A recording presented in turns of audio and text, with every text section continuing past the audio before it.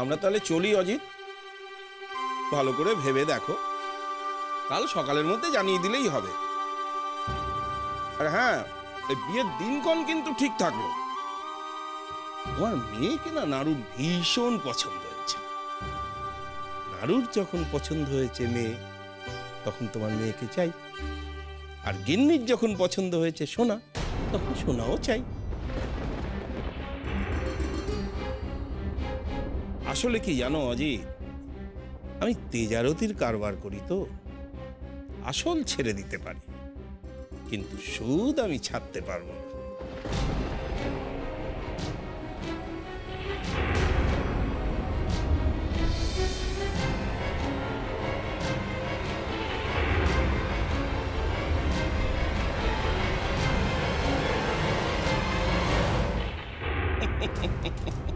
কি হলো?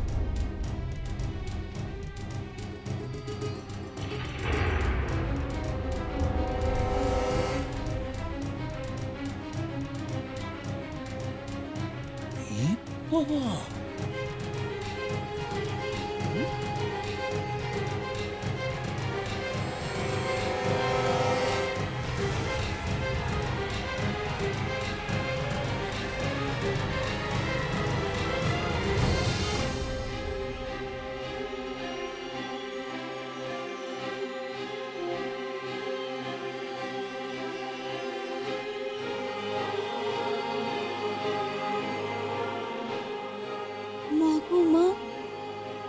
এত বড় নেকলেস!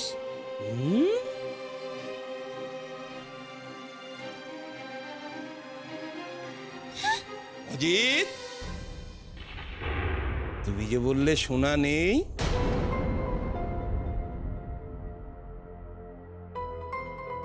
শোনো শোনো, চিন্তার কিছু নেই। সব রতন চূড়, কোমরবন্ধ কিচ্ছু চাই না।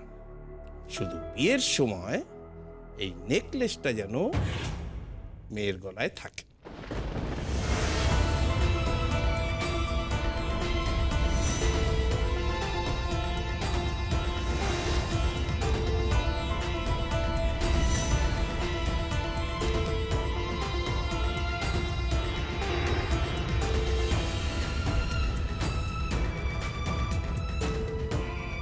নইলে সারা জীবন তোর মেয়েকে আইবুড়ো থাকতে হবে অজিত।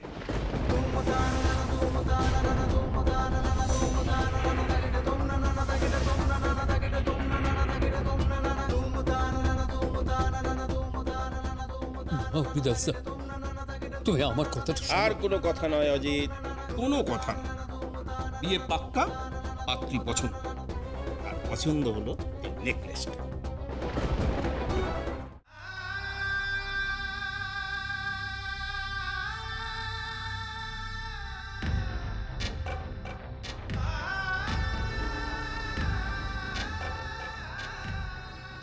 বিয়ের দিন মেয়ের গলায় এই নেকলেসটা যেন ঝলমল ঝলমল করে, নইলে ওই বিয়ের মণ্ডপ আমি একেবারে শ্মশান বানিয়ে ছেড়ে দেবো অজিত। এই নেকলেসটা যেন মেয়ের গলায় থাকে, নইলে সারা জীবন তোর মেয়েকে আইবুড়ো থাকতে হবে অজিত। কথার খেলাপ হলে কিন্তু এ গায়ে বাস করা যাবে না।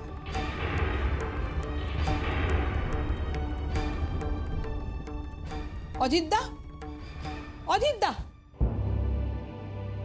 অজিতদা, অজিতদা, এই পুষ্পপাতা নেকলেস দিয়ে জড়োয়ার বিয়ে হবে। না না না, তোর না, এ আমি পারবো না। যদি রায়বাড়ির কেউ জেনে যায়, জ্যান্ত কবর দিয়ে দেবে আমাকে আর আমার মেয়েকে। তুই বুঝতে পারছিস না তো, আমি পারবো না। আমি সব হারিয়ে আজ এখানে এসেছি। আমি আমার জড়োয়ার ঝুমটুকে হারাতে পারবো।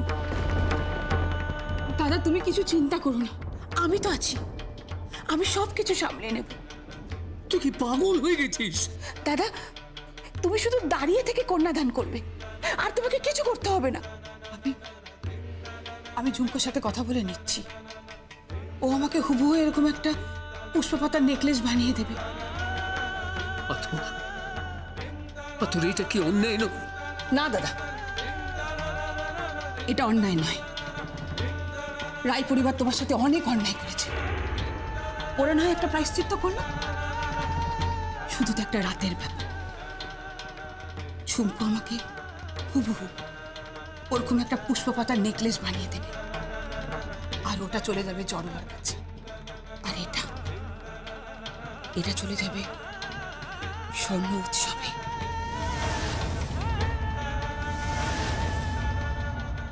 যদি ধরা পড়ে যায়? তুমি এক গরিব বাবা, কন্যাদায়গ্রস্ত পিতা। শুধু তো একটা রাতের ব্যাপার দাদা, ভুলে যাও। তুমি সবকিছু ভুলে যাও। অনেকদিন এই গরিব শাকরা মানুষটা গয়নায় নকশা তুলেছ, কিন্তু টাকা পাওনি। আজ মনে করো এই 800 গ্রামের নেকলেসটা তুমি তোমার মেয়েকে দান করেছো। দাস, তারপর আমি মাতঙ্গীকে বুঝিয়ে নেব, আর হরিদাসকেও বুঝিয়ে দেব।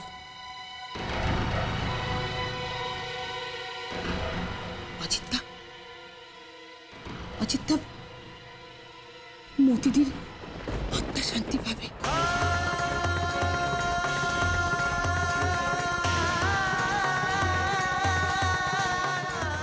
মতিদির মৃত্যুর সময় তুমি কথাগুলো মনে আছে? শুধু জড়োয়া করে মরেছে। তুই চুপ কর, চুপ কর আত্মা।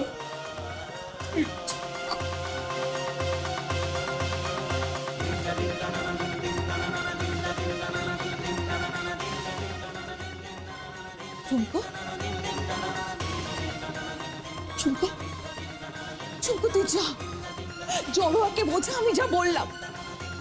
এই বিয়ে হবে, তোর বাবা এই বিয়েতে রাজি।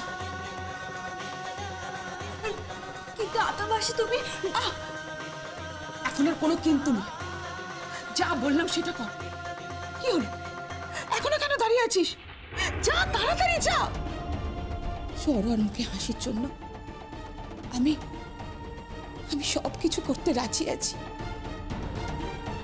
এই পুষ্পপাতা নেকলেস যে বানিয়েছে,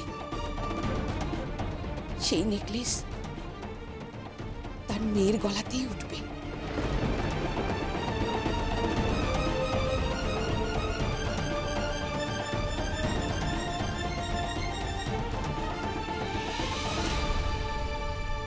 কি রে টুবাই, তুই না খেয়ে দেখ গার্ডেনে চলে এলি?